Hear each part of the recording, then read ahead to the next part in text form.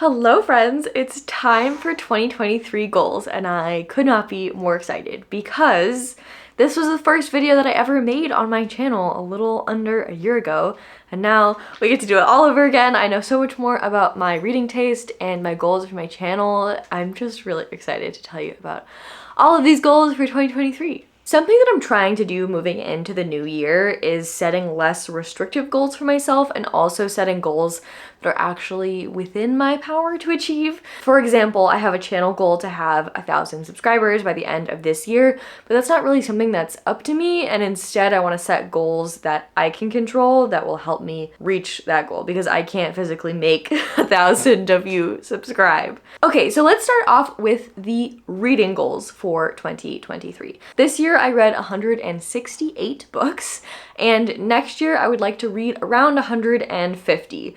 I went back and forth putting this goal at 100 or 150. I think I'm gonna keep it at 150 and then we'll check in halfway through the year and see how things are going, and if I need to knock it down, I will. But I read a ton of books this year. I was really excited about reading. I just wanted to figure out what my taste was in books, and I was doing this channel obviously, and that made me read a lot more than I thought I ever would. And I want to give myself space in 2023 to slow down a little bit because there were months like October where I read 22 books, and that was too many. I did not feel like I could coherently explain all of those books to you in one video when I did my wrap up. Things started to like muddle together a little bit. I would like to read more large books going into 2023 as well. That's another one of my goals. And so I think setting this goal lower than I read this year will be helpful. I don't want this to be like a stretch goal where I'm pushing to read more books than I think I want to read. I just want to read the things that I want to read.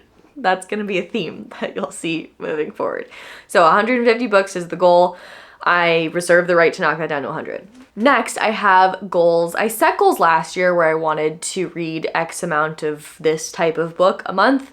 I'm not doing that this year because my reading tastes change through the calendar year. I want to read different things in different seasons, and I would like to embrace that. So instead of month goals, I'm going to say I want to read 12 nonfiction books. So that equates to one book a month, but if I read 3 nonfiction books in one month and no nonfiction books in other months, that's totally fine. Something that I would love from you to help me reach this goal is if you have any recommendations for nonfiction books, I would love it if you would put those in the comments, or if you follow other creators who read a lot of nonfiction, I would love to follow more people who are recommending nonfiction because I do love reading nonfiction, especially on audiobook, but I just don't encounter it as much, and so it doesn't make its way onto my radar as much as I would like, and so I end up reading primarily fiction, even though I would like to read more nonfiction. So if you have any recs or you know anyone who does, please let me know in the comments. Another goal I have is to read 12 big books. That would be over 500 pages.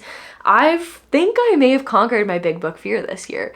I read a ton of big books in the past 2 months. I read the whole Mistborn trilogy, which I think you'll see next week. I read a lot of larger books that I have really been enjoying. And I think that my fantasy era has helped with that a lot. A lot of fantasy books are bigger books. So I am enjoying reading larger books, and I want to keep doing that. So I want to make a point to read at least 12 of them next year. Something that I think will be a stretch goal is to read 4 classics. I picked the number 4 because I want to read one of them each season. So every quarter I pick up one classic. I have a whole shelf of classics, and I did read 7 classics this year, but the majority of them were under 150 pages. I read a ton of tiny classics, and I have a lot of big ones on the shelf, and I would like to get to them. So I think having one every quarter is going to be better than having just a shelf of things that I don't think I'm ever going to go, okay, time to pick up a classic. I'll get to this in a second, but when I'm changing my content up a little bit and how I do TBRs, and I think doing this quarterly, seasonally is going to be better for me because that way it's not you have to read it in this month. It's more of a pick one book for the vibe for the next 3 months, and then it's not stressful. And hopefully I can get to some of the really big books that I have on my shelves, or the one, Count of Monte Cristo, that I'm halfway through and then stopped reading for 6 months.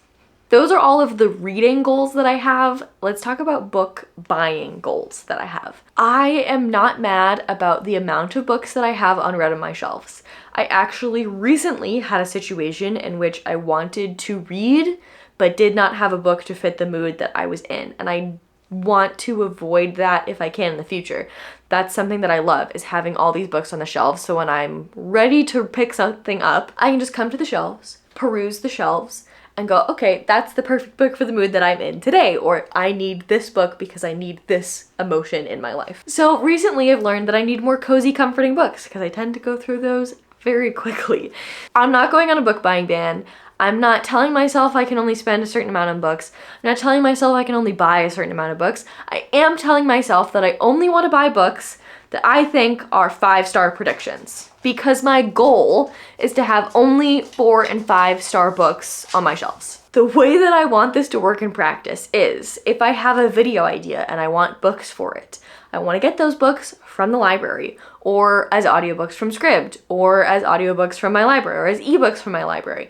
I want to use my library more, or use Scribd, which is an audiobook app where you pay 1 monthly fee and then you get unlimited audiobooks. I would like to use those things more often for things like video ideas, or from books that I'm like, I don't know if this is gonna work for me. I would like to use the library or Scribd to try those things out instead of going and spending $20 to $30 on a book. And then if I don't like it, I've spent all that money, I'm gonna unhaul it. I want my money to go to my priorities. My priorities need to be 5-star predictions. Are my 5-star predictions all gonna be correct? Absolutely not. Are there gonna be books that I don't purchase and then read and then want to purchase? Yes. Here's how I see this working in practice. If I read a book on audiobook or from the library that is a 4 or 5-star and I feel like I want it on my shelves, I'm gonna give myself permission to buy more books that I have already read, because I want the shelves to be full of 4 and 5-star books. And then books that I'm buying that I haven't read, I would like to only be 5-star predictions, because I don't think you guys care if I put a picture up of a book or if I hold the book up itself. And I think sometimes it's easier to just have the picture up there. Not easier for me when I'm editing, but easier for you guys, because then there's no glare and you can just see the book and you know exactly what I'm talking about. So I really have no excuse to be buying books that I don't think I'm gonna like. Like, I regret buying the Atlas 6. I didn't think it was gonna work for me. It didn't work for me. I bought it for a video. I read it for a video. I ended up reading it mostly on audiobook, and so I never really cracked the spine of this book. I found it on sale, which was fine. I think I only spent $6 on it, but I could have put those $6 to a different book that I really thought I would like. I want to stop buying things because they're on sale, and I want to stop buying things because they're for a video. I can use my library. I want to do that more. That way I think I will feel less bad about buying books that I've already read. Things like Kaikei, The Hacienda, that show up in my top 10 or in my honorable mentions of the year. Everything in my top 10, whether or not I had read it from the library or on audiobook or read it physically, I had acquired all of those books because I loved them so much that I needed the physical book. Those are the types of things I want on my shelves. I don't need things like Daughter of the Moon Goddess or The Atlas 6 or The Wife Between Us that I was interested in, but not thinking it was gonna be my new favorite. I bought them anyways, and I regret buying them because, yeah, they didn't really work for me, and I'm gonna probably resell or unhaul them. And most of those I read on audiobook anyways, and never really read the physical book. Most of my reading happens on audiobook. That's what works best for me and my life. That's the goal. Only buy things that I think are gonna be 5 stars, and that gives me more ability to buy things that I've already read so that I can have a physical copy. I want these shelves to be my little library of favorite things, so that when people come over and they wanna pick out a book, I can recommend everything on the shelves. Hopefully that will help me cut down on the spending, because I spent an absurd amount of money on books this year. I work for a financial wellness company. I should not be spending that much on books, especially if they're not books that I think I'm gonna love. Okay, we're done with that. Moving on to channel goals. Like I said at the beginning of the video, I have a goal to have 1,000 subscribers by the end of the year. That's not something that I can control. What I can control is uploading regularly. So my goal is to have 52 videos for you in 2023. That equates to 1 video a week. I know there are gonna be some weeks that I'm gonna miss an upload. Stuff's gonna happen. I know that that's a fact of life. So I'm going to give myself a little bit of grace, because I also know that there are going to be weeks where I post more than one video. The goal is at the end of the year, I have 52 videos that I uploaded that I am proud of. This is something that I keep running into, is like the quality over quantity situation, and I don't really care what is best for the algorithm. I know what my soul wants, and that's to put out high quality videos. So I promise you, all the videos you're gonna see next year are gonna be things that I am really proud of. I'm gonna try to make them 20 to 30 minutes long. Sit down videos like this are going to be inherently shorter videos, but I do really love a meaty, long reading vlog, so I'm gonna be trying to do more of those in 2023. I wanna bring back TBRs. I do really love having a TBR, and I think the sweet spot for me is going to be a quarterly TBR. So I'll do one for January, February, March. You know what a quarter is.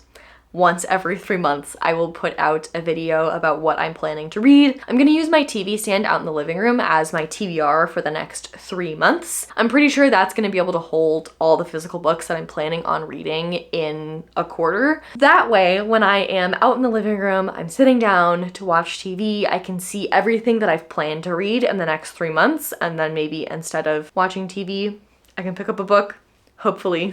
That's the idea. I tried to do monthly TBRs, I never followed them. I think quarterly is the way to go. I also just got new editing software, which I am really excited about. My brother just helped me put together my new computer. Thank you, Mike, you're a lifesaver. I'm so excited to have this new setup, this new office library situation. I'm really happy with how everything came together. It feels so nice to be able to film in here, so that was a big goal that I had for this year that ended up working out really well. I feel like I am just ready to hit the ground running in 2023, putting out really cool content for you guys. So if you're interested in sticking around and you want to see what I have cooking for the next year, I would love for you to subscribe if you're not already. If you like this video, please give it a like. If you want to share your reading goals in the comments, I would love to hear them. Otherwise, I will see you next week. Bye.